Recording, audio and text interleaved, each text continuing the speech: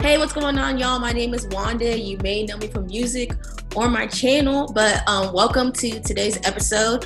Hey, what's going on? It's your girl, Angie Rose. Hey, what's up, y'all? I am Erica Mason. Hey guys, this is Eris. You may know me from Evan and Eris. We're going to be talking to some wonderful women, and they're just going to be sharing their stories on how God's used certain exits to lead them into a greater place.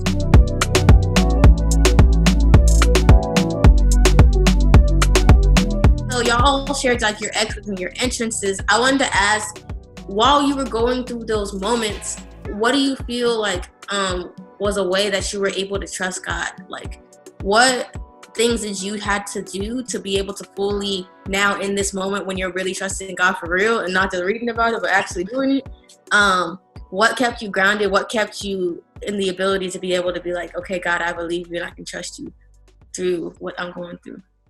Well, I think for me, it's like the truth is what keeps me grounded, right? Because like my emotional struggles and the traumas and the scars that I carry from that time didn't just disappear, but they are healed, right? So it's, how do I acknowledge that there's a scar or there's a limp that resulted from the surgery necessary for healing, right? How do I keep, and so for me, it's like my emotions fluctuate. That's just how it is. I don't know if it's a woman thing. I don't know if it's a human thing, but I know that it's my thing.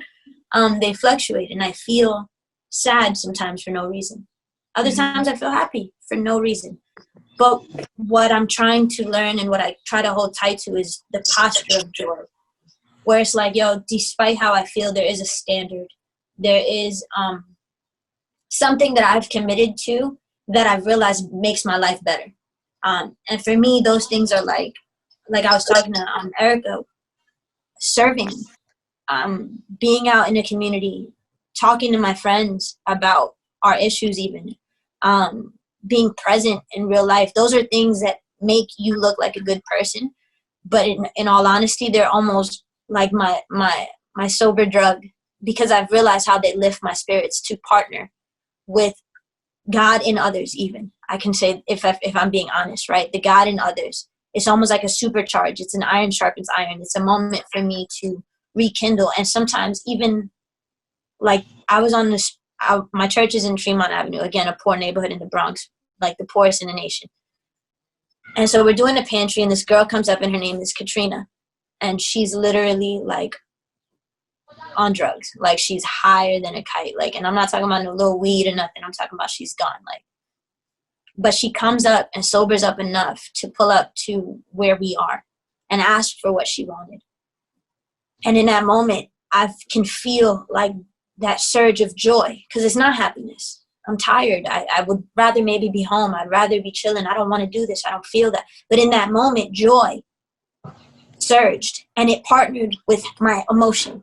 And I realized, man, I got to do something and help somebody. And I got to see a moment where God showed, I love her just as much as I love you. And I'm using you to tell him. And it's like, bruh, that's my keep. That's my standard. That's how I maintain, because I get low.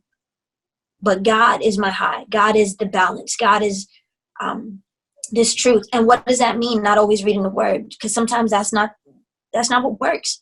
It's not always hearing a sermon. It's not, but finding my own personal, what helps me emotionally, right? If we learn our love languages, we learn all these things, we take therapy, we study, we're so smart in church now. But there are small things that we could do that create lasting impact. But one steady fast is, I think, having the posture of joy, the understanding that that's not an emotion, that comes from Jesus, that is tethered. That's a tether from heaven to earth in my heart. And I can always trust in that. And then I think the rest is faith and works. It's almost emotion and trust. I think there's just balance and things that you can consistently do to improve your posture of life, and allow for joy to be a constant focus. I think tethered is just like such a word that's so easy now to like articulate what we want to describe. It's so funny. Like, before we didn't even know if we're like that movie, but now it's like, oh yes, technology done gave us a word. Like, yep. It's lit. For me, I kind of mentioned one of them is just resting. So like an actual tangible thing that I do is go to sleep.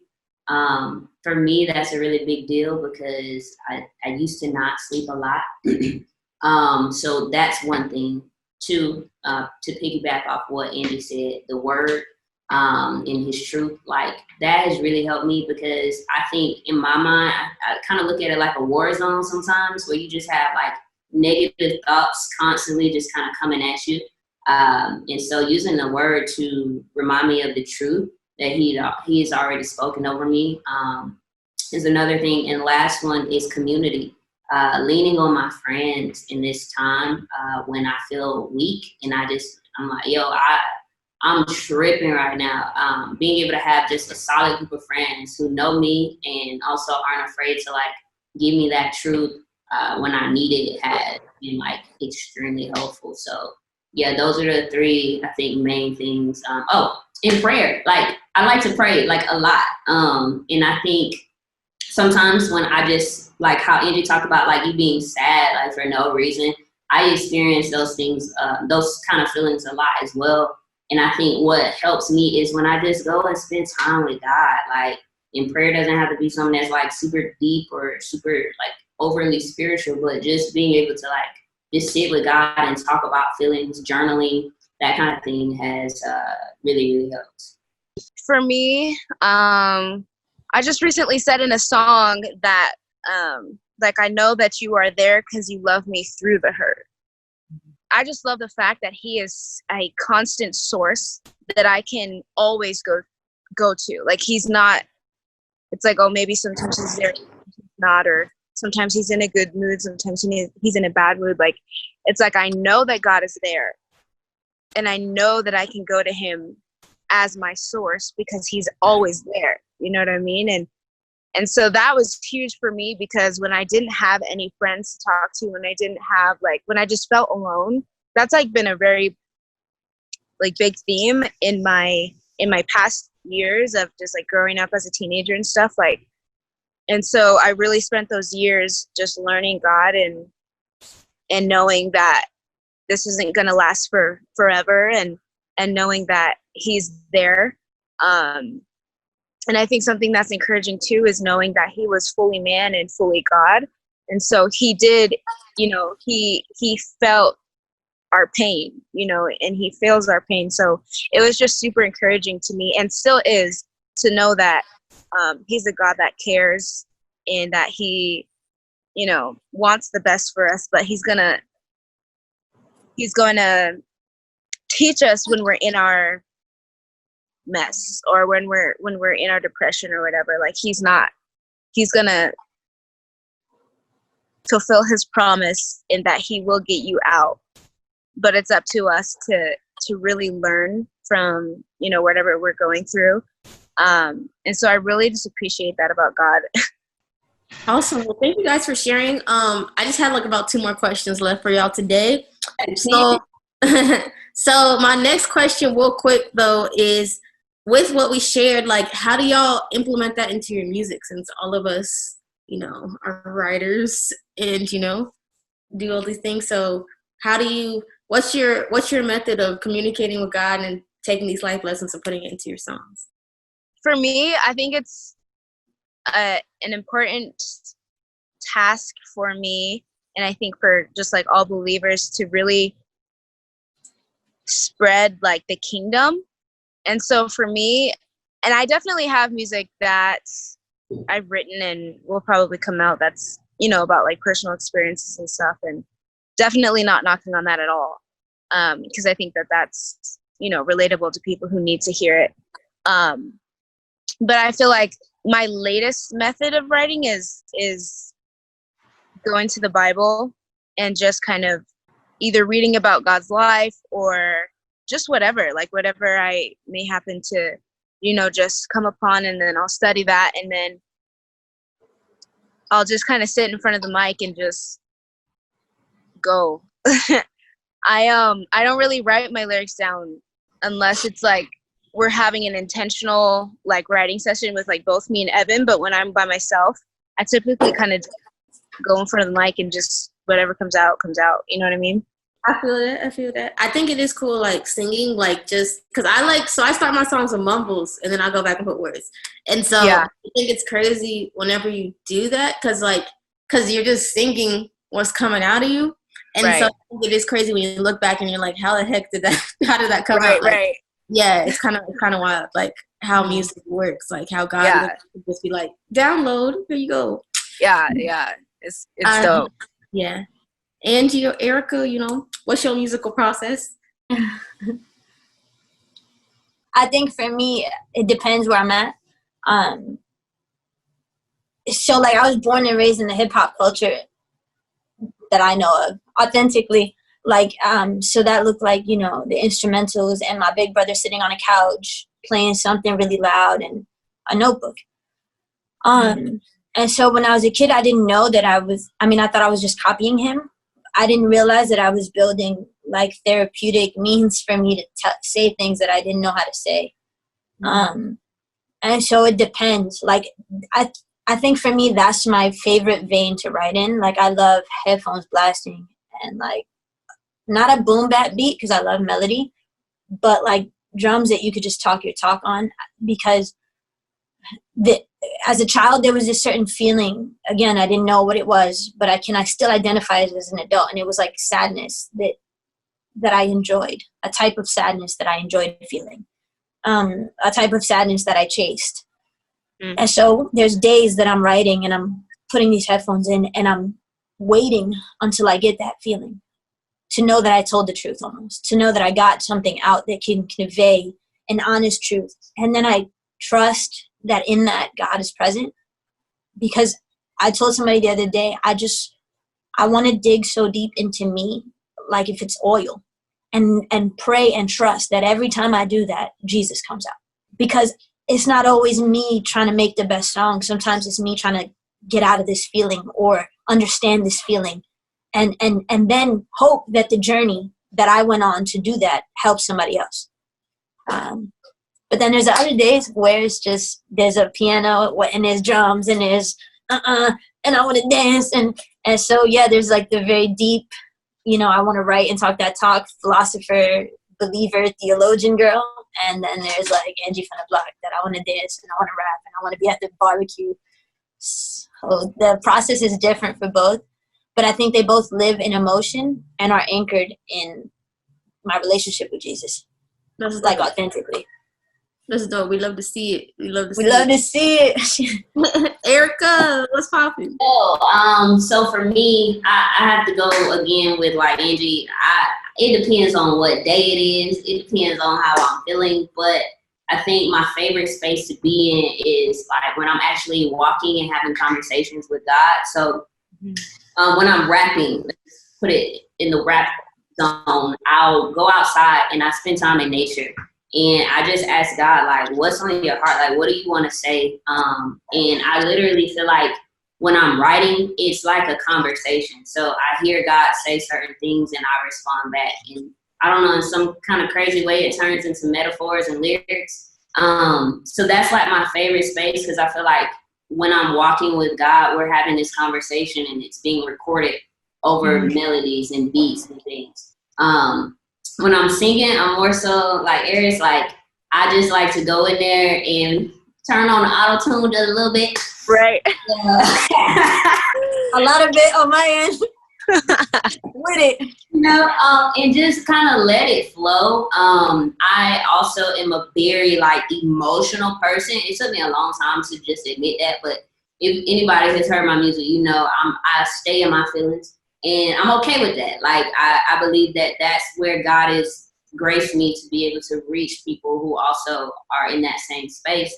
And so I'll just turn on the microphone and I just start singing, hitting every bad note, and then I cut out the bad notes and I find some good notes and I piece it together or whatever. And yeah, like for me, I love writing about life situations.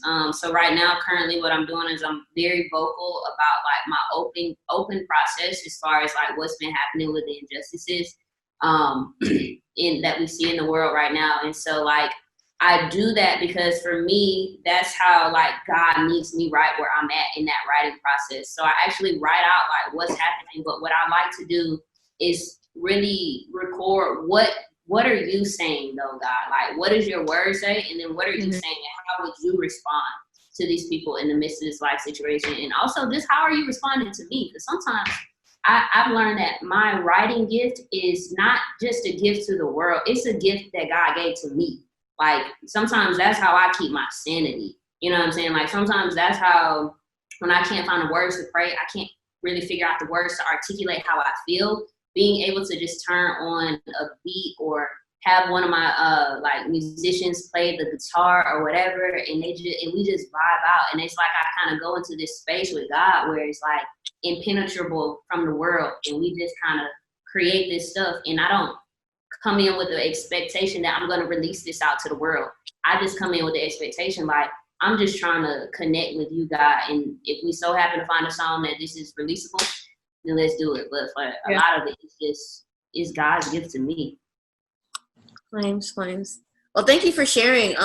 Basically, we're going to get into our last question of the day. What's the importance of rest? What has God taught you through quarantine about the importance of, chilling out and resting? What do you begin to do now to maintain that in your life? Yeah, I'll go first since that's been the theme of my life right now. Rest is a gift from God. That's what I've learned. Like, when we think about it, as a slave, you don't get to rest. And we aren't slaves, we're children of God. And so this is actually a gift that I get to go to sleep and not have to worry, or just do nothing and not have to worry, and know that at the end of the day, it's still gonna be taken care of. And how I kind of protect that rest is now I have boundaries in place for myself. So like the little screen time stuff on the phone is really helpful for me. I don't always obey it. Like I'm about 30% of obedience to that. A lot of times I'm hitting 15 more minutes. But yeah, so boundaries, like setting bedtimes for me, I'm an oldie, I guess, but that helps for me because it puts my body in a rhythm to actually make sure that I'm resting. And then just meditating. Actually like sitting out to instrumentals, closing my eyes, and like just being open to whatever God has to say is also another way that I kind of protect my rest too. Yeah, I struggle with that a ton. So I think for me, this process has involved learning what rest really is. Like, not just Netflix and chilling and eating mad Oreos and Doritos. But like, what does it look like for my mind to refresh? And like, for me, a part of that is kind of waking up and throwing on a documentary on something historical. Sometimes that's literally taking a bubble bath and playing peaceful meditation music and telling my mind to believe the truth, to rest. I have to be intentional. That's like a thing for me, because I'll just go, and then I love to fall asleep exhausted. So I will just run until I'm like, oh gosh, yum, sleep, and then wake up and do it again. So learning that that's not healthy, that this is like not a sprint, but like a marathon. And then just doing things that, like I said, that I subtly enjoy, like art, or even random makeup tutorials, which I'm not the best at, but watching them and drawing on my face for an hour and letting my brain chill, and not equating, because quarantine kind of kicked artists' butt a little bit. Especially, like, for me, it was like, oh my God, what just happened?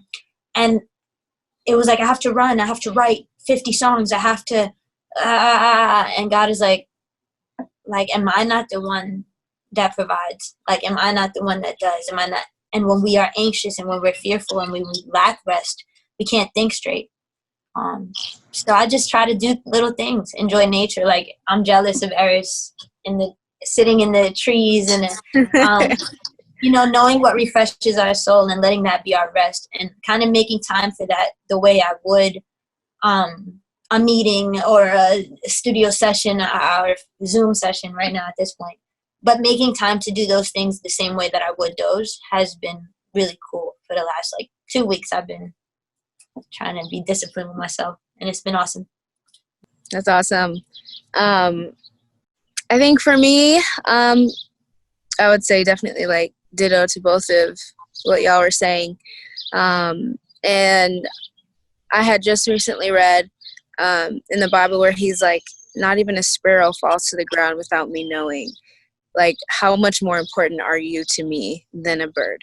Like, you are so important and I cherish you. And so I just have been kind of just like resting in the fact that I don't have to be so like work or produce in order to live. You know what I mean? Like, it's like you can rest, and he'll still take care of you. You know what I mean?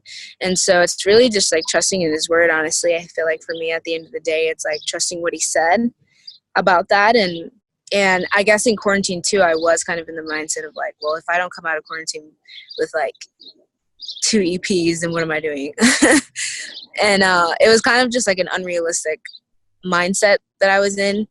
And I kept seeing a lot of artists on Instagram actually like post like, you don't have to, do that. You don't have to feel like you're holding yourself up to that standard because it's good to rest. And so I kept seeing that on Instagram, and I was like, all right, I'm gonna just not do that then. And of course, there were times when I was in the studio and like working and stuff, but it wasn't a forced thing, and I was making sure that it wasn't a mentality of like, you have to do this. It was more of like, let's just chill in there for a little bit and see what happens, and then if nothing happens, then that's fine. But it was kind of just like going with the flow almost, I would say, just like not going to like a set structure of the day or anything, but just like literally going with the flow. Especially with my son, like he's so wild right now. He's about to turn 2 in July, and so it's like keeping up with him. It's just I have to find a balance because my life is super busy at the moment with him. And so, yeah, just asking God still for wisdom on how to take effective breaks for rest, if that makes sense. So. A whole mom. Wow. What a life. What a life. It's great. It's great. You're still thriving. Look young, youthful. Thank you. Thank you. But yes, okay. Thank you guys so much for tuning in today, and thank you guys so much for sharing. We just love to hear everything that y'all had to say.